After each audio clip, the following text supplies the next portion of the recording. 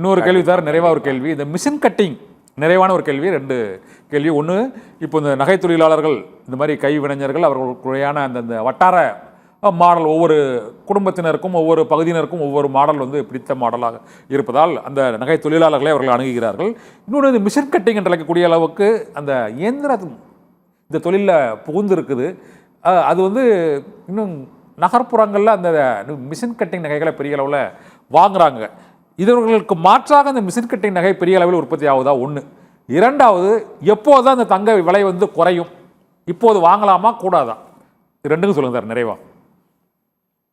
கண்டிப்பாக அதில் பார்த்தோம்னா, எப்படி ஏஐ ஆர்டிஃபிஷியல் இன்டெலிஜென்ஸ் வந்ததோ, மற்ற துறைகளில் வேலை இழக்கும் அபாயம் வருதோ, அதுபோல் இந்த மிஷினரிஸ் எவ்வளோக்கு எவ்வளோ வருது, டிசைன்ஸ் எவ்வளோக்கு எவ்வளோ மிஷினரிலேயே மேட் பண்ணுற அளவுக்கு வருதோ, அப்போ ஆட்டோமேட்டிக்காக கை வினைஞர்கள் சொல்லுவோம் பாருங்க, அந்த தொழில் செய்கிறவங்களுடைய வாழ்வாதாரம் பாதிக்கப்பட்டிருக்கு.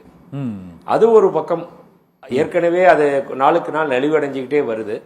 அதே டைமில் இப்போ இந்த விலை உயர்ந்ததும், அது தங்கமாகட்டும் வெள்ளியாகட்டும், அப்படி பண்ண உடனேயுமே ஆட்டோமேட்டிக்காக இவங்களுடைய தொழில், அதுலேருந்து வரக்கூடிய வருமானம் எல்லாமே குறைஞ்சிக்கிட்டே வருது.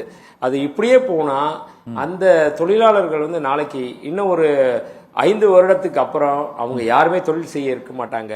இப்பயே பாதி பேர் தொழிலை விட்டுட்டு அப்ரைசர் இல்லை மற்ற தொழில்களுக்கு மூவ் பண்ணிட்டாங்க. அப்படி இருக்கும் பட்சத்தில் அப்புறம் ஒரு காலகட்டத்துக்கு அப்புறம் இந்த பொருள் செய்யறதுக்கே ஆளே இல்லாமல் போயிடும். அந்த அளவுக்கு ஒன்லி மிஷினில் தயார் பண்ணுறது மட்டும்தான் உற்பத்தி செய்ய முடியும், விற்பனைக்கு வரும் அப்படின்றது. அது வந்துச்சுன்னா மிகப்பெரிய ஒரு கேள்விக்குறியா இருக்கும். ரெண்டாவது ஒரு விஷயத்தை கேள்வி கேட்டீங்க, அது என்ன கேட்டீங்க? எப்போது குறையும் சார் இது? இப்போது வாங்குவது நல்லதா கெட்டதா? எப்போது குறையும்? 1 லட்ச ரூபா கூடி இருக்கு. ஆமா, இப்போ வாங்கி இன்வெஸ்ட் பண்றது நல்ல லாபத்தை கொடுக்குமா? இல்லைன்னா விலை எப்போது குறையும்? எப்போ தான் வாங்க முடியும் சாமானிய ஏழை எளிய மக்கள் தங்க நகை?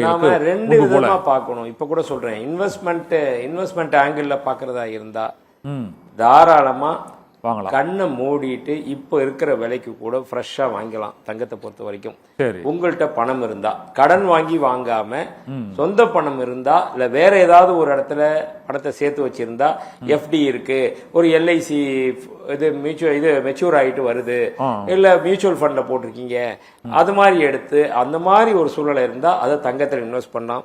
ஏன்னா வரக்கூடிய காலத்துல கூட தங்கத்தினுடைய விலை கொஞ்சம் கொஞ்சமா உயர்ந்துகிட்டே தான் இருக்கும். அடுத்த ஒரு 6 to 9 மாதங்கள்லயே பார்த்தா இப்போ இருக்கிற விலையை விட ஒரு 30% கூடும் அப்படின்றது பொருளாதார நிபுணர்களுடைய கருத்தா இருக்கு. ஆமா, அதனால அதுக்கப்புறம் குறையுமா சார்? அதுக்கப்புறம் குறையுமா? என்னோட கேள்வி 1 லட்சத்துக்கு குறையுமா திரும்ப? அதுக்கப்புறம் 1 லட்சம்ன்றது இப்ப பெஞ்ச் மார்க் சார். ஆமா, அப்படியே குறைஞ்சா கூட ஒரு 1000 ரூபா 2000 ரூபா குறைஞ்சிட்டு திருப்பி 1,05,000 அப்படின்ற அளவுக்கு வந்துடும். ஓஹோ.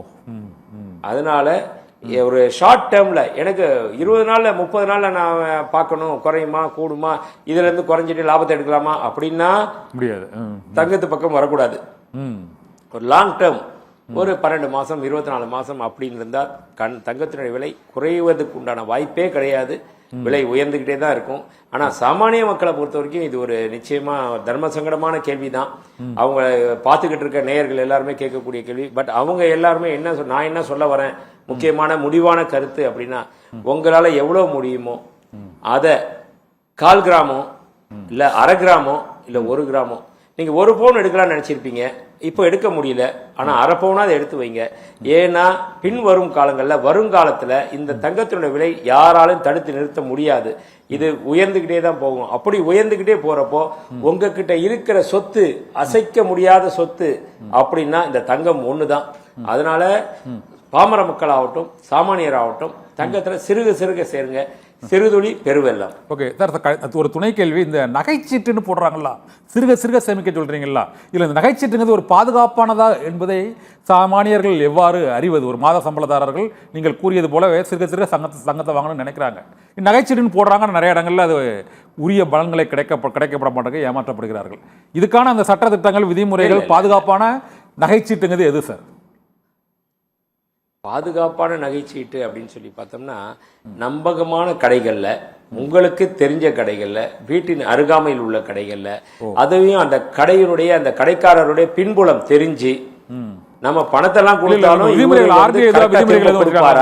இல்ல ரிசர்வ் பேங்க் இல்ல இது வரைக்கும் விதிமுறைகள் எதுவும் கிடையாது. இல்ல நம்ம இதுவரைக்கும் நம்பிக்கை தான். விதிமுறைகளே கிடையாது.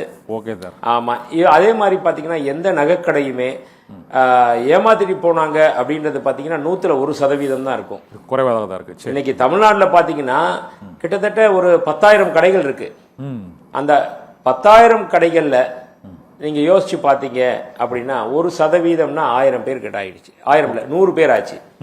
வருஷம் ஒண்ணுக்கு 100 பேரா ஏமாத்திட்டு போறாங்க இல்லையே. ஏதோ அத்தி பூத்தாம ஒரு 2-3 கடைகள் இருக்கலாம். அவங்க அதை தான் நான் சொல்ல வரேன். திரும்பவும் நம்பிக்கையான பண்றதுனால மற்றவங்களுக்கு பாதிப்பு வரும். அதனால நம்பிக்கையான கடையா என்னன்றதை அவங்களோட பின்புலம் பார்த்துட்டு நீங்க இன்வெஸ்ட் பண்ணுங்க. அவங்களுடைய ஸ்டாக் எல்லாமே ஃபுல்லா இருக்கா என்னன்னு நீங்க செக் பண்ணணும். மாசம் பணம் கட்டுறப்போ அவங்க எல்லாம் வச்சிருக்காங்களா, தொழில் பண்ணிருக்காங்களா, இல்ல வேற ஏதாவது முதலீடு பண்ணிட்டாங்களா அப்படின்றத மட்டும் பார்த்து கொஞ்சம் கவனமா இருந்து பண்ணோம்னா எப்பயுமே தங்கத்துல சிறுக சிறுக சேர்க்கறது, அதுவும் இந்த கோல்டு ஆவரேஜ் ஸ்கீம்னு ஒன்று இருக்கு பாத்தீங்களா, அந்த மாதிரி மாசம் எவ்வளவு கட்டுறீங்களோ அதுக்கு தங்கமாவே வர வைக்கப்படும். அந்த விஷயம் இருந்துச்சுன்னா விலை ஏறினாலும் கூட நீங்க பாதுகாப்பா உங்களுடைய முதலீடு இருக்கும். குறைந்த விலையிலேயே நீங்க தங்கத்தை வாங்கறதுக்குரிய வாய்ப்பும் இருக்கும். ஓகே, நன்றி சார்.